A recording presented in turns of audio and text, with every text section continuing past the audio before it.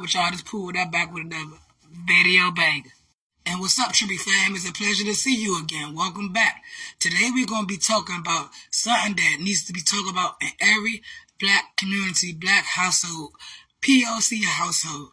We're going to talk about triggers and how a lot of POC people do not know their triggers, don't know what a trigger is. So today I'm going to educate you a little bit on triggers and what to do with them. What is a trigger, y'all might ask, Trippy fam? Well, a trigger is an instance where you become physically and or emotionally react with something that relates to a trauma that you experienced. Alright, so I'm going to break it down for my POC community. Alright, say somebody speak to you boisterous and you can't remember why you don't like when somebody talks to you in that tone, but you just know it makes you feel uneasy. That is called a trigger. Most likely something happened when you were a child, or somebody screamed at you, or you got yelled at a lot. So when somebody raised their voice at you as an adult, it makes you become anxious and it makes you feel angry or rage inside. What causes triggers, you may ask, Trippy fam? Triggers are an indication of how your brain processes the information around you based on past experience. And for you, that may look a little different. You know them black eyed peas that you don't like, Trippy fam? You know, it's a reason why you don't like them black eyed peas, right? That may be a trigger of your past when your parents wasn't so well off and they didn't have enough money to provide for you and your family, so you just can't see yourself eating black eyed peas no more. And you just don't understand why you don't like black eyed peas, because that's a trigger for you. Black eyed peas trigger something in your past that makes you feel a little sad or a little hurt or a little mad. But it's okay. It's okay as long as we start to learn our triggers. A physical response to a trigger might include increased heart rate, muscle tension, sweating, trembling, chills or hot flashes, dizzy or nausea, chest pain or tightness, difficulty breathing and or hyperventilating, tunnel vision and or inability to focus, and last but not least, flashbacks.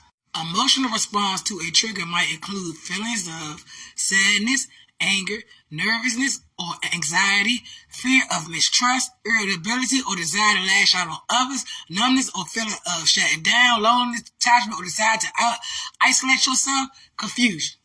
And this is a picture that y'all can look at on your own time. I wanted y'all to see how uncomfortable topics and possible trauma trigger y'all can see on your own. Y'all can do that research on your own time. But I just wanted to let it be known. And POC community, it's hard to go get help for your mental health. You are known as being strong. Nothing can be wrong to you. When you bring up traumas and triggers to your past generation, they tend to minimize situations instead of understanding and accepting what you went through, how you seen it. So that's the problem with the older generation. They are not learning how to accept what really happened and see how we see it. They don't happen to see how they hurt us. And that's one thing I learned. When you hurt somebody, you can't tell them the way that it made them feel or how you hurt them. And that's a big problem we have in the POC community.